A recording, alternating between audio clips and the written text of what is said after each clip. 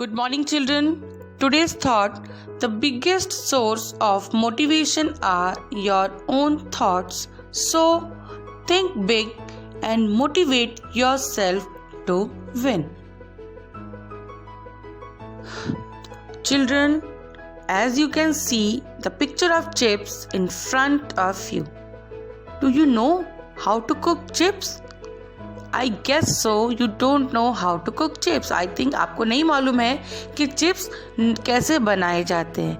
And today I will explain you another chapter from your English literature book, lesson number 8, chips. In this story, there was a family who don't know how to cook chips. इस story में एक family है जिसको नहीं पता कि chips कैसे बनाए जाते हैं.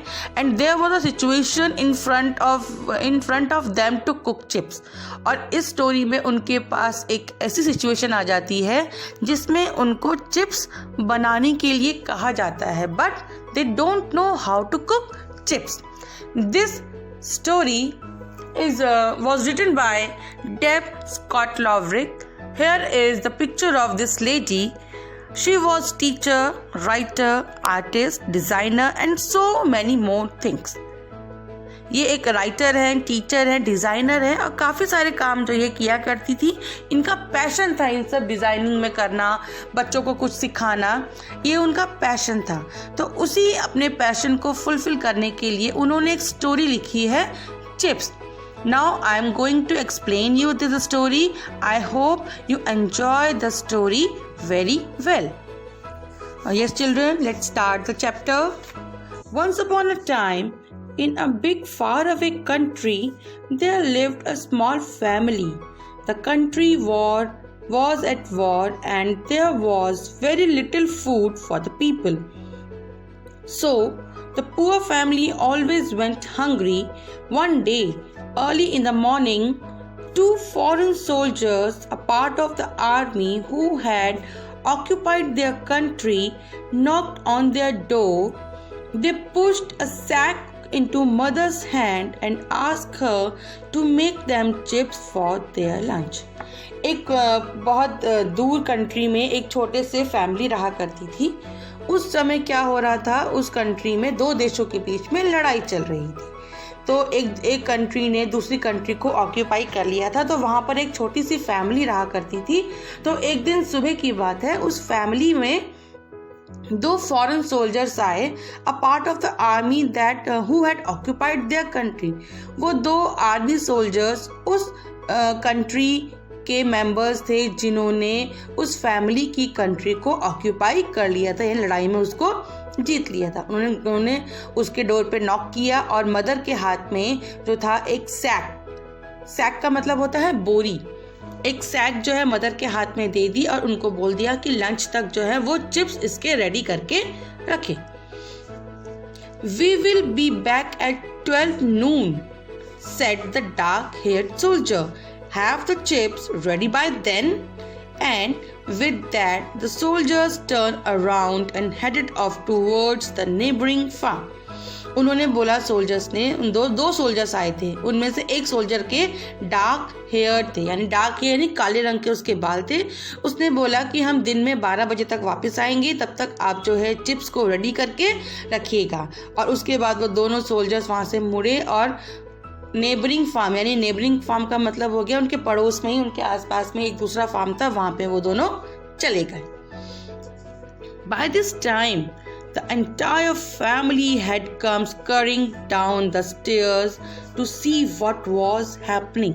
उस समय जब मदर से वो सोल्जर्स बात कर रहे थे, जो बाकी पूरी फैमिली थी वो स्करिंग मतलब डरते डरते जो थे वो डाउन द स्टेयर, सीढ़ियों के नीचे जो धीरे धीरे दबे पांव आकर वो वहाँ पे बैठ गए, ये देखने के लिए कि आखिर क्या हो रहा है. What are chips? Mother asked them, but no one had ever heard of such a thing. अब मदर ने बोला, चिप्स? What are chips? हमें तो पता ही नहीं है कि चिप्स क्या होता है. उन्होंने तो कभी चिप्स के बारे में पहले सुना ही नहीं था. How are we going to make chips? cried mother. We don't even know what they are. अब मदर ने एक तरीके से चिल्लाते हुए बोला कि हम इसे कैसे बनाएंगे, हमें तो पता भी नहीं है कि चिप्स कैसे बनते हैं और चिप्स होते क्या हैं। Shouldn't we open the sack first? The children pointed out. अब जो बच्चे थे उनके साथ में उन्होंने अपनी मम्मी से बोला कि क्यों ना पहले जो है हम ये जो सैक हमको दिया है, जो बोरी हमको दी गई है, उसको हम ओपन करते हैं। First of all we have to see what is this in the sack, कि उस सैक के अंदर है क्या। Mother hurriedly opened up the sack to reveal big, muddy, white, fleshed new potatoes. The family gasped in amazement. They had not seen so many potatoes since the beginning of the war. Mother ने जो था फटाफट से वो जल्दी में उन्होंने वो जो सैक था उसको रिवील करा। उसके अंदर, रिवील का मतलब होता है किसी चीज़ को खोल के आपके सामने रख देना। तो उन्होंने खोला उसको, तो उसके अंदर से जो था पोटैटोज निकले, मिट्टी लगी हुई थी उनमें, वो पोटैटोज निकले। और फैमिली जो थी उनकी आंखें तो खुली की खुली रह गई, वो दंग हो गई इतने देखकर। क्यों? क्योंकि जब से लड़ाई शुरू हुई थी तब से उन्होंने इतने सारे पोटैटोज जो हैं वो नहीं देखे थे। Now grandma spoke up. Don't be silly, she said. We know how to cook potatoes. We will peel and boil them for the soldiers. Then we will make a soup for the peelings for ourselves. Come on children, let's begin. अब जो grandma थी साथ में, grandma ने बोला don't be silly, बेकार की बातें मत करो, बेवकूफ़ों वाली बातें मत करो, हमें पता है। Now grandma spoke up. Don't be silly, she said. We know how to cook potatoes. We will peel and boil them for the soldiers. Then we will make a soup from the peelings for ourselves. Come on children, let's begin. अब grandma ने बोला कि बेवकूफ़ों वाली बातें बिल्कुल भी मत करो, हमें ये तो मालूम है कि पोटैटोज को कैसे कुक किया जाता है। हम उन्हें छीलेंगे। पील का मतलब होता है छीलना, यानी उसकी जो कवरिंग होती है आलू की उसको हटा देना, और हम बॉईल करके जो है सोल्जर्स को दे देंगे। उसके बाद क्या करेंगे, जो आलू के छिलके होंगे उनको भी हम जो है अपने लिए सूप बनाएंगे उसका। और उन्होंने कहा चलो बच्चों अब हम जो है इसकी तैयारी करते हैं। She gave each child a handful of potatoes to wash and peel. When that was done, she built a fire in the grate and hung a big cooking pot over the flames. Then she poured in fresh water and the chopped potatoes. The whole family sat around the open fire watching the water bubble and boil. अब दादी माँ ने क्या करा कि सारे बच्चों के हाथ में हैंडफुल पोटैटोज दे दिए कि आप इनको साफ करिए और इनको वॉश करिए, अच्छे से इनको पील करिए। और सब ये सब करने के बाद उन्होंने क्या करा, एक फायर प्लेस, ग्रेट का मतलब होता है फायर प्लेस जहाँ पे आग जलाई जाती है, उन्होंने फायर प्लेस पे आग लगाई, उसके ऊपर एक बड़ी सी कुकिंग जो पॉट होता है वो उन्होंने उसके ऊपर हंग कर दिया। हंग का मतलब होता है टांग दिया। और उन्होंने उसमें क्या करा, जो फ्रेश वाटर्स होते हैं उस पॉट के अंदर डाल दिया, और जो वाटर डालने के बाद जो चॉप्ड पोटैटोज थे वो भी उन्होंने उस पॉट के अंदर डाल दिए। और सारी की सारी फैमिली जो थी उस फायर के आसपास बैठ गई और देखने लगी कि किस तरीके से वाटर बबल्स आते हैं और जो पोटैटोज होते हैं उसमें बॉयल होना शुरू हो जाते हैं। These soldiers made a big fuss for this. The youngest child said thoughtfully. अब जो सबसे छोटा बच्चा था उसने बोला कि उन लोगों ने जो है हमारे लिए थोड़ी सी मुसीबत कर दी है। और वो बहुत ही ज़्यादा, जो सोल्जर्स थे बहुत ज़्यादा एक्साइटेड थे अपने इन चिप्स को लेकर, इतनी बहुत ज़्यादा एक्साइटमेंट उन्होंने हमको दिखाई थी। Then boiled potatoes are not so special said the eldest. अब उसकी ये बातें सुनकर जो बड़ा बच्चा था उनका, वो सोचने लगा कि जो बॉइल्ड पोटैटोज होते हैं वो ज़्यादा स्पेशल तो होते ही नहीं है। As you can see the picture here, there is a grandmother, the younger boy, the elder boy, है ना। और यहाँ हंग आप देख रहे हैं, एक फायर प्लेस है, फायर प्लेस के ऊपर एक पॉट रखा है, हंग किया हुआ है, उसी के अंदर जो है पोटैटोज जो है बॉयल हो रहे थे। That's When the grown up started worrying. अब जो थे सारे के सारे लोग तो थे इस बात को सोचकर वो थोड़ा डरने लगे, घबराहट होने लगी कि वाकई जो बॉइल्ड पोटैटोज होते हैं वो ज़्यादा स्पेशल तो होते नहीं हैं. Then let's add some herbs, said Grandma, putting some into the pot. Add a few mushrooms, said Grandpa. अब ग्रैंडमा ने बोला, दादी माँ जो थी उन्होंने बोला इसके अंदर कुछ हर्ब्स डाल देते हैं जिससे फ्लेवर आएगा. फिर ग्रैंडपा जो दादाजी थे उन्होंने बोला कुछ मशरूम्स भी इसके अंदर डाल देते हैं ताकि ये और भी अच्छा फ्लेवरेबल बन जाएगा. Of course, cried mother and sent the children to the forest to collect juiciest mushrooms and berries. अब मदर ने बोला आप बिल्कुल सही कह रहे हो, हमें ऐसे ही करना चाहिए. और उन्होंने बच्चों को जो था जंगल में भेजा कि आप जो जूसीएस्ट मशरूम्स और बेरीज होते हैं वहाँ से कलेक्ट करके आप लेकर आओ. When they returned, everyone added just a few more ingredients and then a few more and then a few more, still until they had a pot of delicious smelling stew. The stumbrous smell vaulted around the little kitchen. The children's bellies rumbled and their eyes grew white with hunger. When we eat, they asked. अब mother ने सब बच्चों ने जो था वो juices वगैरह लिए, उसमें सब उसके अंदर इंग्रेडिएंट्स डाल दिए और एक स्ट्यू बना दिया. स्ट्यू क्या होता है? एक सूप होता है एक तरीके से जो डिलीशियस होता है, उसकी स्मेल आती है. और जब मदर ने उसको हिलाया पूरे किचन में उसका जो था अरोमा जो था वो फैलने लगा. अब बच्चों के पेट में जो था छोटे छोटे गुड़गुड़ की आवाज़ आने लगती है ना, वो उनके टमी से आने लगी. हम इसे कब खा सकते हैं? बच्चों ने पूछा. तो मदर ने बोला कि जब सोल्जर्स चले जाएंगे then we will eat it. When the soldiers leave, said mother, covering the pot with a lid so that the smell would not tempt them. Just then there came a knock at the door. It was 12 noon.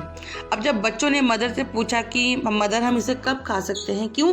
क्योंकि जो उसकी smell थी वो इतनी ज़्यादा delicious होने लग रही थी कि उनके पेट में जो था रम्बल्ड, ऊपर एक वर्ड आया है रम्बल्ड. रम्बल्ड का मतलब पेट में जो आवाज़ें आने लगती हैं ना जब भूख लगनी शुरू हो जाती है, तो रम्बल्ड उनके पेट में होने लगा. उनकी आइज़ जो थी वो बड़ी बड़ी हो गई भूख की वजह से. उनको स्मेल बहुत ज़्यादा अच्छी लग रही थी. तब उन्होंने मम्मी से पूछा कि मम्मी हम इसे कब खा सकते हैं.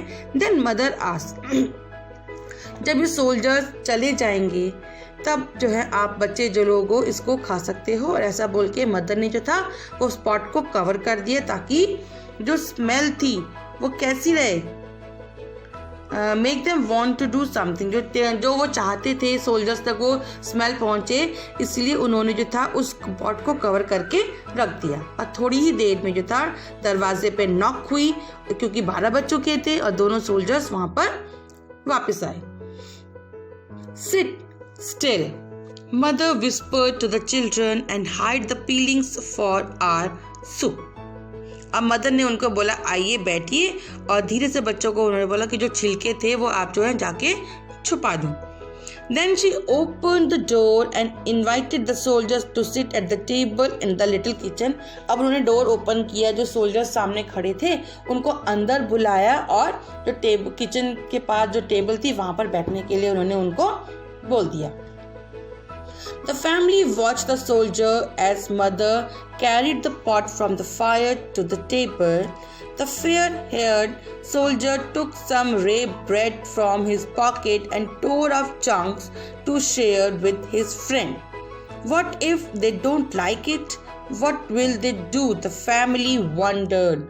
अब फैमिली जो थी वो सोल्जर्स को देख रही थी जब उनकी मदर जो थी वो पॉट लेकर उनके फायर टेबल के पास से लेकर उनके पास पहुंच रही थी.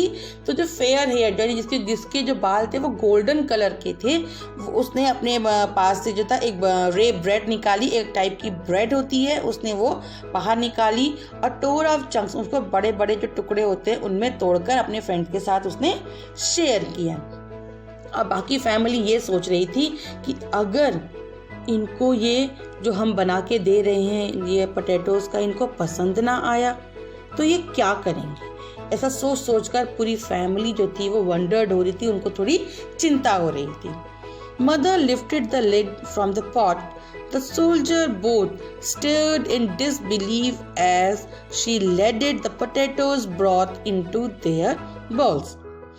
अब मदर ने जो था पॉट के ऊपर से लिड हटाया और दोनों सोल्जर तो थे वो देखने लगे, उनको बिलीव नहीं हो रहा था। क्यों?